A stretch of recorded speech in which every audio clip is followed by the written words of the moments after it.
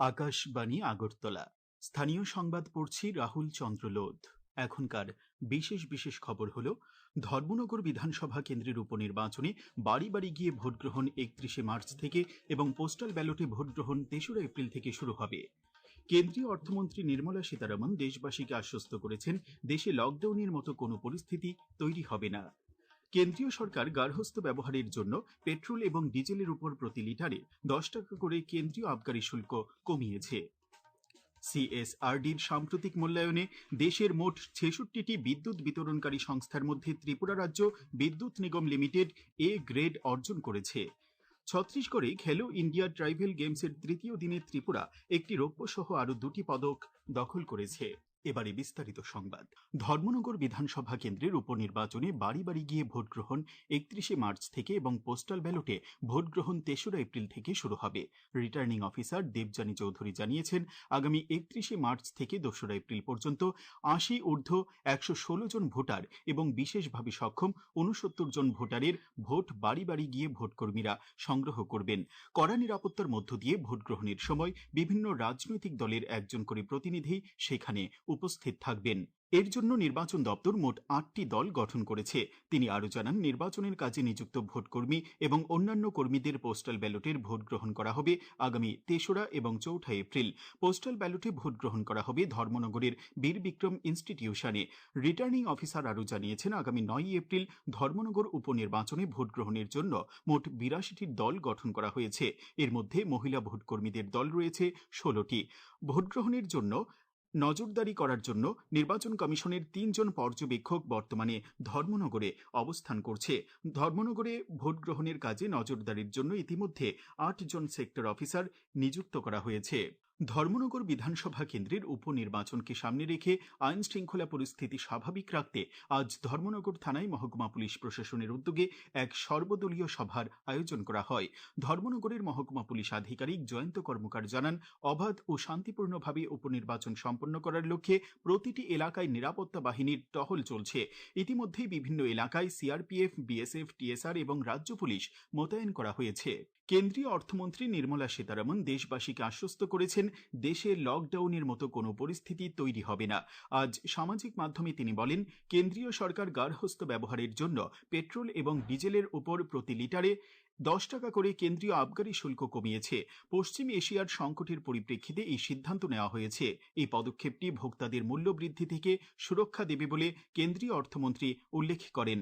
তিনি আরও উল্লেখ করেন, ডিজেল রপ্তানির উপর প্রতি লিটারে 21 টাকা 50 পয়সা এবং এভিয়েশন টারবাইন ফুয়েলের উপর প্রতি লিটারে 29 টাকা 50 পয়সা শুল্ক আরোপ করা হয়েছে, যা আভ্যন্তরীণ ব্যবহারের জন্য এই পণ্যগুলির পর্যাপ্ত সরবরাহ নিশ্চিত করবে।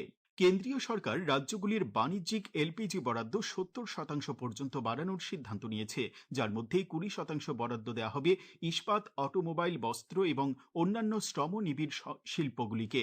সামাজিক মাধ্যমে এই ঘোষণা করে কেন্দ্রীয় পেট্রোলিয়াম ও প্রাকৃতিক গ্যাস মন্ত্রী হরদীপ সিং পুরী বলেছেন, এই পদক্ষেপের লক্ষ্য বাণিজ্যিক এলপিজি সরবরাহ সহজ করা।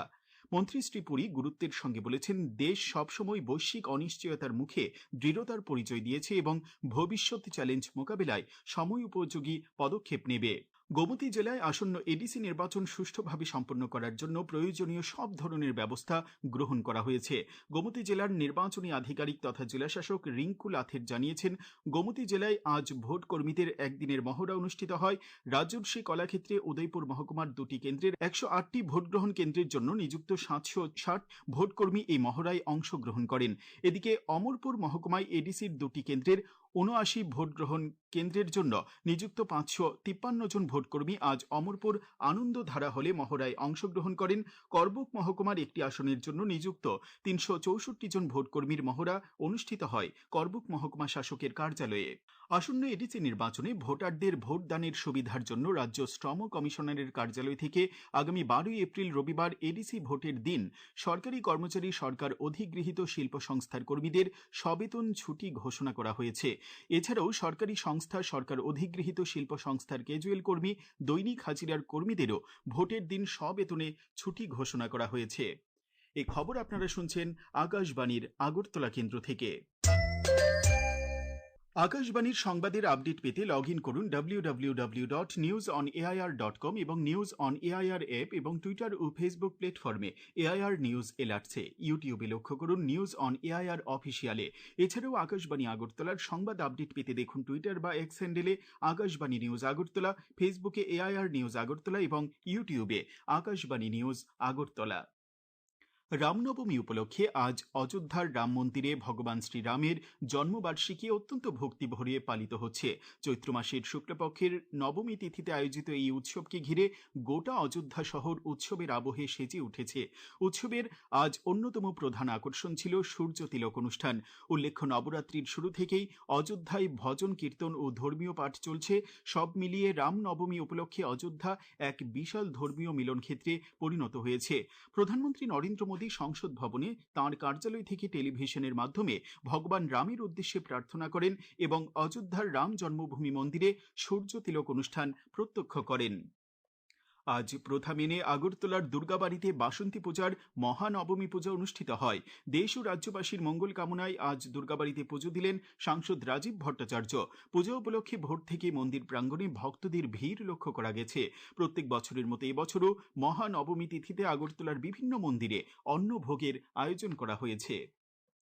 প্রধানমন্ত্রী নরেন্দ্র মোদী আগামী 29শে মার্চ রবিবার সকাল 11টায় আকাশবাণীর মন কি বাত অনুষ্ঠানে দেশ বিদেশের জনগণের সঙ্গে মত বিনিময় করবেন। এটি হবে মন কি বাতের 132তম পর্ব। এই অনুষ্ঠানটি আকাশবাণী ও দূরদর্শনের সমস্ত নেটওয়ার্কে শোনা যাবে। কেন্দ্রীয় বিদ্যুৎ মন্ত্রক এবং গ্রামীণ বৈদ্যুতিকরণ নিগমের যৌথ উদ্যোগে পরিচালিত কনজিউমার সার্ভিস রেটিং অফ ডিসকমের সাম্প্রতিক মূল্যায়নে দেশের মোট 66টি বিদ্যুৎ বিতরণকারী সংস্থার মধ্যে ত্রিপুরা রাজ্য বিদ্যুৎ নিগম লিমিটেড এ গ্রেড অর্জন করেছে। বিদ্যুৎ মন্ত্রী রতনলাল নাথ আজ রাজ্য বিদ্যুৎ নিগমের এই সাফল্যে সন্তোষ প্রকাশ করেছেন। ছত্তিশগড়ে খেলো ইন্ডিয়া ট্রাইবেল গেমসের তৃতীয় দিনে ত্রিপুরা একটি রৌপ্য সহ আরও 2টি পদক দখল করেছে। ফলে মোট 6টি পদক নিয়ে পদক তালিকায় ত্রিপুরা সপ্তম স্থানে রয়েছে। রাজ্য দলের পক্ষে সাঁতারে মহিলা বিভাগে 50 মিটার ফ্রি স্টাইলে তিলোত্তমা জমাতিয়া রৌপ্য ও পুরুষ বিভাগে রিয়াজ ত্রিপুরা 100 মিটার বাটারফ্লাইয়ে ব্রোঞ্জ পদক পান। ভারতীয় আবহাওয়া বিভাগ আগামী 31শে মার্চ রাজ্যের বিভিন্ন জেলায় 30 থেকে 50 কিলোমিটার বেগে ঝড়ো হাওয়া সহ বৃষ্টিপাত ও 29শে মার্চ ভারী বৃষ্টিপাতের সতর্কতা জারি করেছে।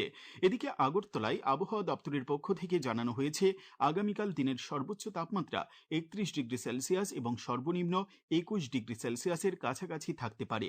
আজ দিনের সর্বোচ্চ তাপমাত্রা ছিল 34.5 ডিগ্রি সেলসিয়াস এবং সর্বনিম্ন 21.2 ডিগ্রি সেলসিয়াস।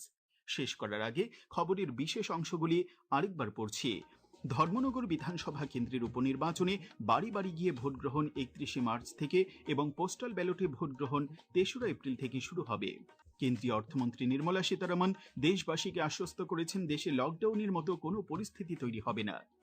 কেন্দ্রীয় সরকার গার্হস্থ্য ব্যবহারের জন্য পেট্রোল এবং ডিজেলের উপর প্রতি লিটারে 10 টাকা করে কেন্দ্রীয় আবগারি শুল্ক কমিয়েছে। সিএসআরডির সাম্প্রতিক মূল্যায়নে দেশের মোট 66টি বিদ্যুৎ বিতরণকারী সংস্থার মধ্যে ত্রিপুরা রাজ্য বিদ্যুৎ নিগম লিমিটেড এ গ্রেড অর্জন করেছে। ছত্তিশগড়ে খেলো ইন্ডিয়া ট্রাইবেল গেমসের তৃতীয় দিনে ত্রিপুরা একটি রৌপ্য সহ আরও 2টি পদক দখল করেছে। স্থানীয় সংবাদ আজকের মতো এখানেই শেষ হলো। পরবর্তী বাংলা স্থানীয় সংবাদ প্রচারিত হবে আগামীকাল সকাল 7